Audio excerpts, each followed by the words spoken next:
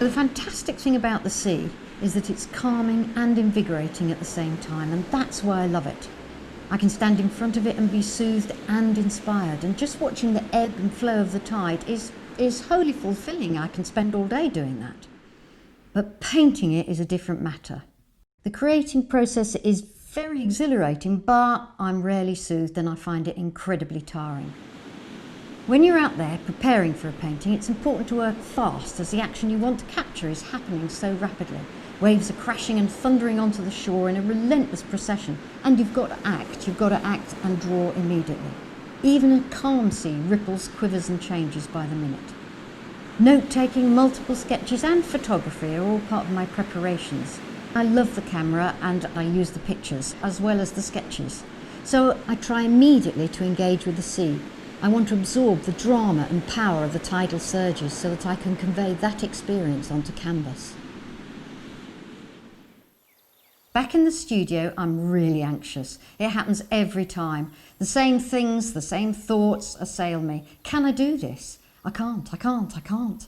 I carry the visual memory of the ocean in my head. I'm determined to put the mood of the sea into the composition. And then I begin my battle with the canvas and set to with gusto and all the speed of the sketching. At this stage, I don't want to overanalyze anything, so I just let my right arm and shoulder do all the work and switch my brain off. On goes the gesso, slap, slap, sweep, and then a little colour in acrylic for the base coat. I'm using lamp black, yellow ochre and a flash of terracotta, just as a gentle mix. In go the hands to smooth the sky. I have to have an important area of calm. It's what my art teacher always said to me. Just try and find an area of calm. And then with a swish and a dribble, I run inks in the direction of the breaking wave. The sprayer flares the inks into numerous patterns and I manhandle the canvas to control the flow. I have an internal dialogue while I work. This isn't a race, Penny. Slow up a bit. Yes, it is a race. I have to lay down the concept before the mind comes in to criticise and force changes. After all, at this stage, nothing is important. It can all be covered up later if necessary. With the application of oils comes a much more measured approach. Sure, I'm still leaping around as it's essential to check the work from a distance every few minutes, but progress is so much slower.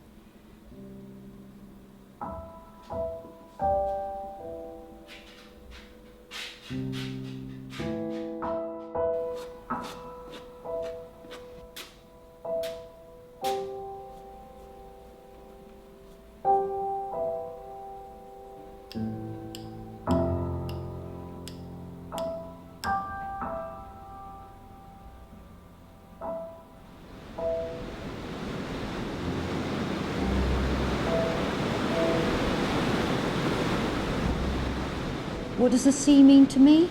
Everything. I'm addicted. If I can't sleep, I think about the sea and imagine I'm swimming gently through calm waters.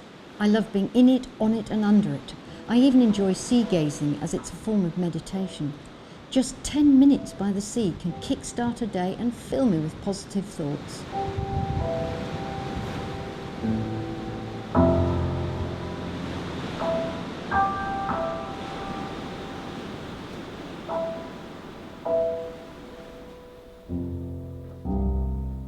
The paints and glazes must yield more subtle effects. This has to be a painting that merits a long gaze, not a quick glance.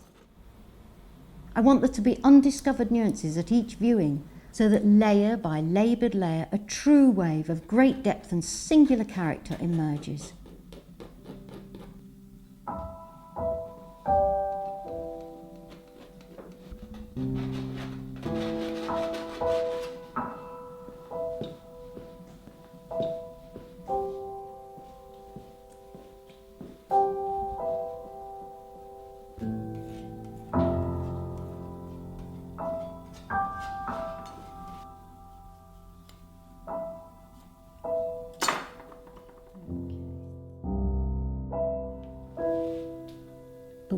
want to achieve with my sea painting. I want the painting to reveal all the passion and drama of the moment. I need the viewer to connect with my moment and feel the same experience so that my memory becomes their memory. In effect, I'd like people to be drawn right into the heart of the painting itself. How do I know when a painting is finished? Well, I've usually left a painting for a week or two before I put in the finishing touches. It gives me time to think about the composition and what is lacking. For me, though, a painting is never truly finished until it has left the studio. While it's here, it's in danger of being tinkered with, as I can't help believing there's always room for improvement.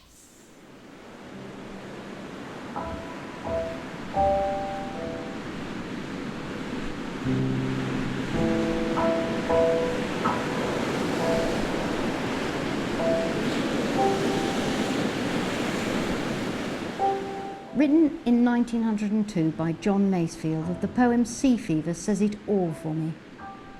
I must go down to the seas again, for the call of the running tide is a wild call and a clear call that may not be denied. And all I ask is a windy day with the white clouds flying, and the flung spray and the blown spume and the seagulls crying.